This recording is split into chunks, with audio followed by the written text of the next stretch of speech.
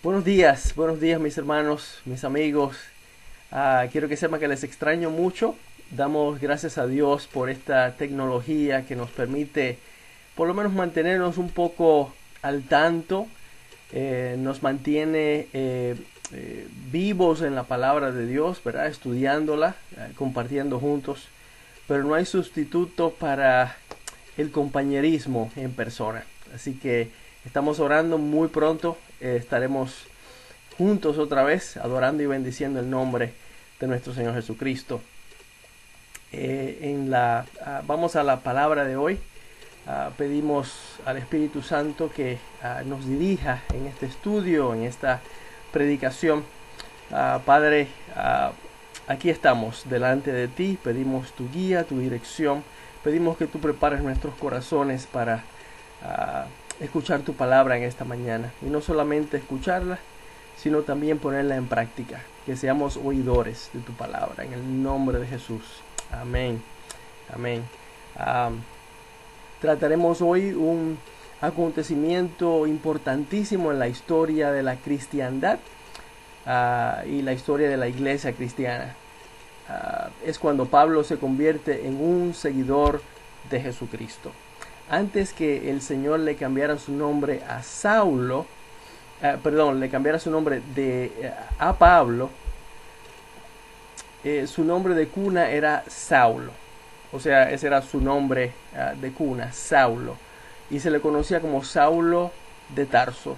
¿Por qué Saulo de Tarso? Porque era de la ciudad de Tarso, una ciudad en la región sur central de lo que es hoy el país de Turquía. Así que su nombre era Saulo de cuna y se le conocía como Saulo de Tarso antes que Jesucristo le cambió su nombre a Pablo. Saulo era un judío muy religioso de la orden de los fariseos, muy celoso de su religión judía, y por eso despreciaba y perseguía a los cristianos donde quiera que estuvieran. Perseguía a los seguidores de Jesucristo. Les perseguía bajo las órdenes de los sacerdotes judíos y los arrestaba donde quiera que estaban. Y los traía frente a los sacerdotes para ser enjuiciados. Saulo fue responsable por el encarcelamiento, la tortura y la muerte de muchísimos cristianos en esa época, al principio de la iglesia. Pero un día, en el camino de Jerusalén a Damasco, Siria, para arrestar a los cristianos que se encontraban allí en Damasco, Saulo tuvo un encuentro con alguien muy especial, Jesucristo mismo. Y ese encuentro cambió su vida de forma drástica y completa. Fue en ese camino a Damasco cuando Pablo, en este tiempo, en esta época, su nombre Saulo, conoció al Señor. Saulo, como dije antes, era muy religioso, pero ese día se convirtió en un fiel seguidor de Jesucristo. La misión de Saulo era acabar con los cristianos, pero ese día se convirtió en un gran misionero cristiano, el hombre que hoy conocemos como Pablo, el autor de varios libros de la Biblia, que de hecho son epístolas, a otra palabra para cartas. Saulo perseguía y arrestaba a los cristianos, pero ese día se convirtió en alguien dispuesto a sufrir persecución y cárcel y hasta muerte por predicar la salvación a través de la fe en Cristo Jesús. Vamos a leer sobre este suceso que cambió la vida de Saulo y la historia de la iglesia. Antes de este suceso, Jesucristo ya había resucitado, se había aparecido a sus discípulos por 40 días, ya había ascendido al cielo y también ya había enviado al Espíritu Santo a los creyentes, tal y como lo había prometido. Leamos entonces Hechos 9, del 1 al 19 en la palabra de Dios, el libro de los Hechos, capítulo 9, del 1 al 19. Dice así la palabra: Saulo, respirando aún amenazas y muerte contra los discípulos del Señor, vino al sumo sacerdote y le pidió cartas para las sinagogas de Damasco, a fin de que si hallase algunos hombres o mujeres de este camino, o sea, los cristianos, los trajese presos a Jerusalén. Mas yendo por el camino, aconteció que al llegar cerca de Damasco, repentinamente le rodeó un resplandor de luz del cielo, y cayendo en tierra, oyó una voz que le decía: Saulo, Saulo, ¿por qué me persigues? Él dijo: ¿Quién eres, Señor? Y le dijo: Yo soy Jesús, a quien tú persigues. Dura cosa te es dar coces contra el aguijón. Él, temblando y temeroso, dijo: Señor, ¿qué quieres que yo haga? Y el Señor le dijo: Levántate y entra en la ciudad, y se te dirá lo que debes hacer. Y los hombres que iban con Saulo se pararon atónitos, oyendo a la verdad la voz, mas sin ver a nadie. Entonces Saulo se levantó de tierra y abriendo los ojos no veía a nadie. Así que, llevándole por la mano, le metieron en Damasco, donde estuvo 3 días sin ver, y no comió ni bebió. Había entonces en Damasco un discípulo llamado Ananías, a quien el Señor dijo en visión: Ananías. Y él respondió: heme aquí, Señor. Y el Señor le dijo: levántate y ve a la calle que se llama Derecha, y busca en casa de Judas a uno llamado Saulo de Tarso, porque he aquí él ora. Y ha visto en visión a un varón llamado Ananías, que entra y le pone las manos encima para que recobre la vista.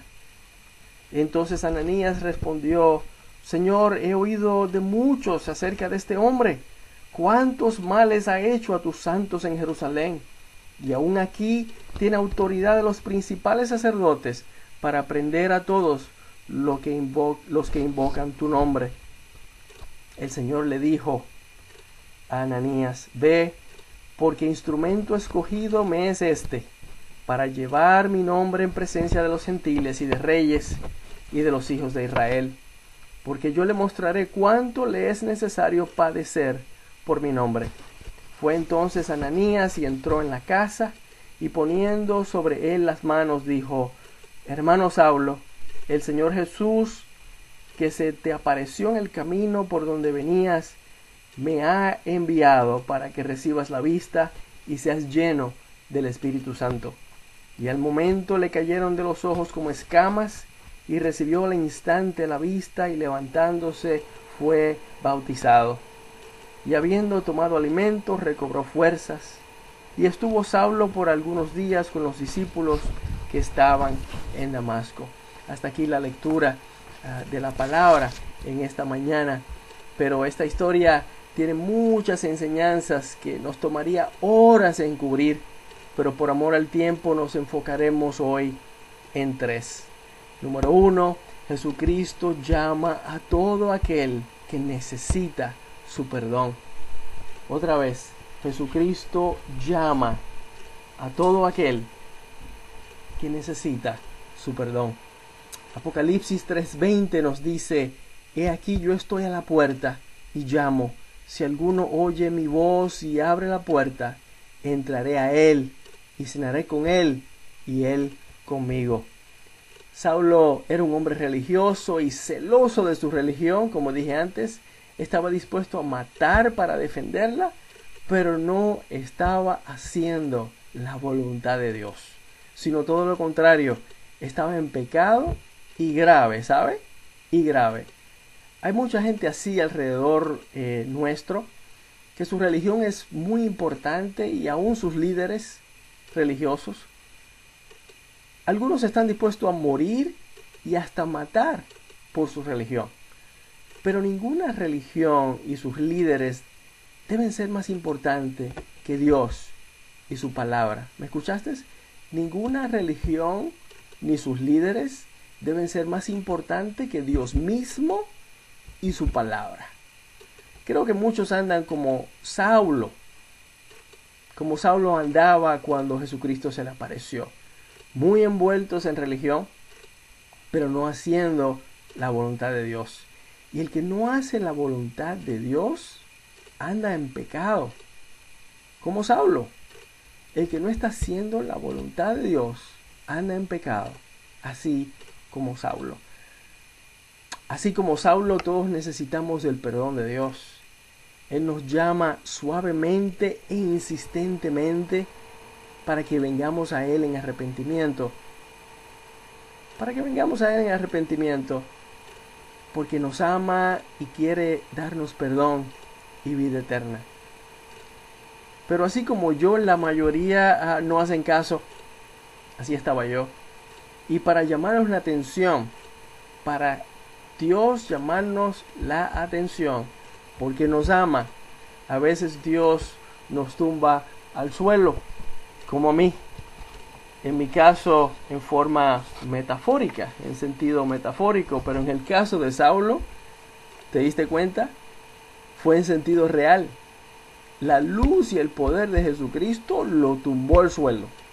Comió tierra, como decimos en Puerto Rico. Comió tierra. Dios quiere hoy llamarte la atención porque te ama y quiere darte perdón. Ya seas tú alguien que hasta ahora no has creído, o seas ya un cristiano que anda en desobediencia. Sí, al cristiano que anda en desobediencia, ya sea a propósito o sin querer queriendo como el chapulín, Dios también quiere llamarle la atención porque le ama. Dios quiere hoy llamarte la atención.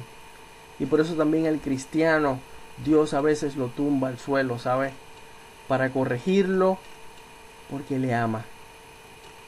Dice Apocalipsis 3:19. Leímos anteriormente Apocalipsis 3:20, pero mira lo que dice Apocalipsis 3:19. Yo reprendo y castigo a todos los que amo. Sé pues celoso y arrepiéntete. Dice Apocalipsis 3:19. Lo repito, yo reprendo y castigo, dice el Señor, a todos los que amo. Sé pues celoso y arrepiéntete.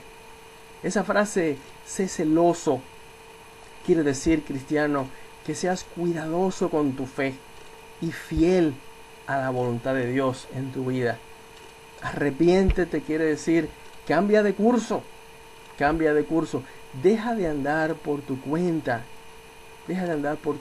satisfaciendo tus propios deseos y trabajando en tus propias metas. Ese es el pecado de querer ser tu Dios, tu propio Dios, y es un pecado. Vuelve a andar en la dirección que Dios apunta y mantén esa dirección, cristiano. Vuelve a andar en la dirección que Dios apunta y mantén esa dirección. Dios nos llama la atención para que vengamos a Él en arrepentimiento para el perdón de nuestros pecados. Dios hoy está llamando. Así que número 1, Jesucristo llama a todo aquel que necesita su perdón. Número 2, Jesucristo extiende su gracia a todo aquel que se arrepiente.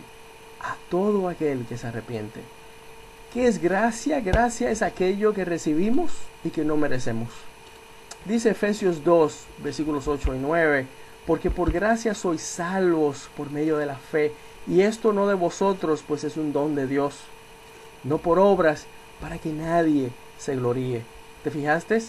Por gracia somos salvos, no algo que debemos trabajar para alcanzarlo, no.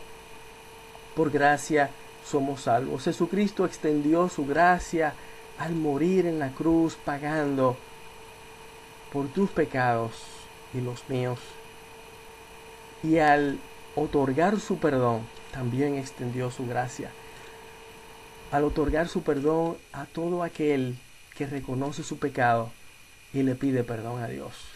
Ya Él extendió su gracia y la extiende hoy a aquellos que piden perdón por sus pecados y Él la otorga. Romanos 6:23 dice, porque la paga del pecado es muerte, mas la dádiva de Dios es vida eterna en Cristo Jesús, Señor nuestro. Saulo estuvo 3 días sin comer y sin beber, Y dice la palabra que leímos que oraba a Dios. ¿Te fijaste? Esto está en los versículos 9, que estuvo 3 días sin comer y sin beber. Y el versículo 11, que dice que él oraba todo este tiempo. Eso habla de un corazón quebrantado, contrito, arrepentido. Y Dios le extendió su gracia y lo perdonó. A pesar de todo lo que había hecho, Dios extendió su gracia y lo perdonó. Así como a Saulo, Dios desea perdonarte y darte vida eterna con Él.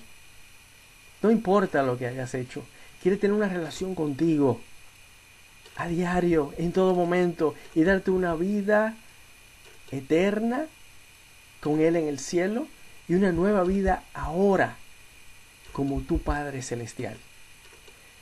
Pero, ¿sabes? Tu pecado se está interponiendo entre tú y Dios y Él quiere extenderte su gracia si le pides perdón.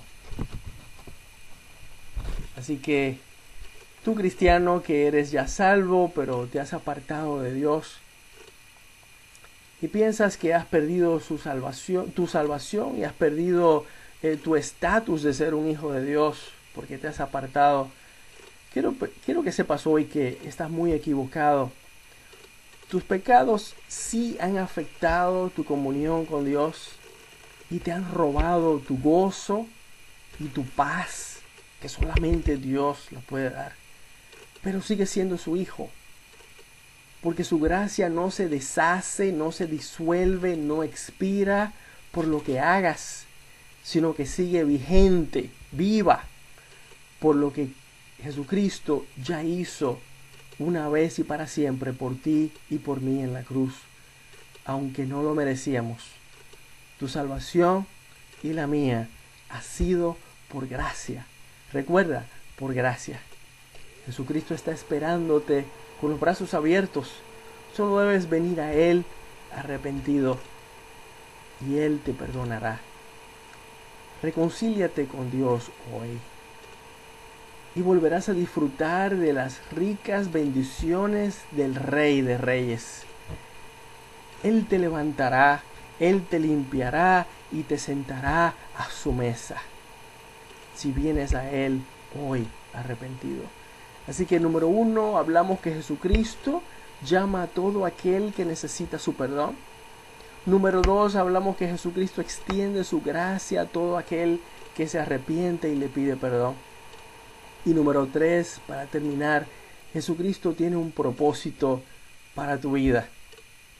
Saulo pensaba que estaba haciendo la voluntad de Dios. Un hombre celoso de su religión judía. Y ese celo por su religión judía lo llevaba a dar el máximo para perseguir a los cristianos. Él pensaba que estaba haciendo la voluntad de Dios y estaba muy orgulloso de seguro. Pero qué equivocado estaba Saulo. Dios tenía un propósito lindo para su vida y no era lo que Saulo estaba haciendo. Pero al caer en tierra y oír la voz de Jesucristo, al caer al suelo y oír la voz de Jesucristo, Saulo preguntó: Señor, ¿qué quieres que yo haga? ¿Qué quieres que yo haga? Versículo 6, ¿te fijaste?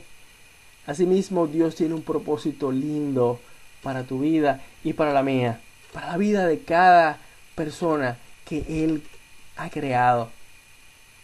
Ruego a Dios que pases todo el día hoy preguntándote y preguntándole a Dios si lo que estás haciendo, sea lo que sea que estás haciendo, es en realidad el propósito de Dios para tu vida. Esa es mi oración. Es de suma importancia que tu vida esté alineada con la voluntad de Dios. No con tus deseos, sino con la voluntad de Dios. Porque es ahí cuando hay bendición, gran bendición para ti y para muchos más a tu alrededor, como pasó con Saulo, que después del encuentro con Jesucristo se convirtió en el gran apóstol Pablo. ¿Te das cuenta? Se convirtió en el gran apóstol Pablo, haciendo la voluntad de Dios.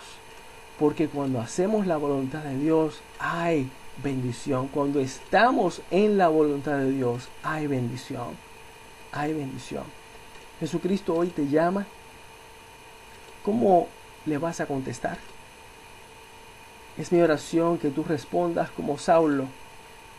Como Saulo respondió: Señor, ¿qué quieres que yo haga? ¿Qué quieres que yo haga?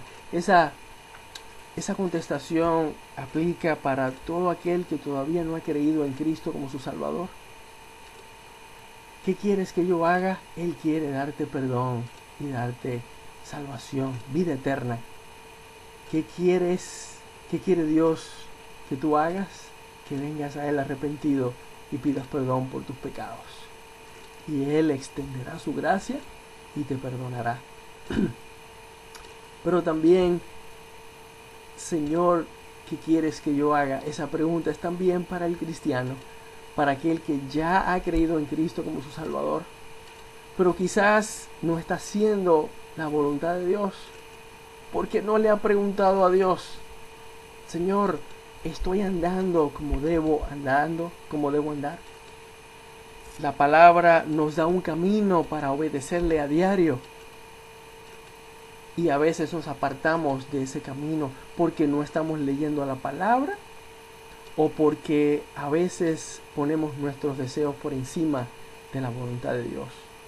Pero es posible que también estés cerca de Dios, estás leyendo la palabra, pero ¿y qué de empezar a hacer la voluntad de Dios? Algún llamado que Dios tiene para tu vida. ¿Estás consultando con Dios para tu trabajo diario, para tu profesión? ¿Estás consultando con Dios para tus metas? Debemos estar en la voluntad de Dios para así entonces ser de bendición a otros y recibir nosotros bendición. Así que consulta con Dios hoy. Debemos estar seguros que andamos en la voluntad de Dios y que estamos cumpliendo el propósito que Él tiene para nosotros en nuestra vida. Oramos.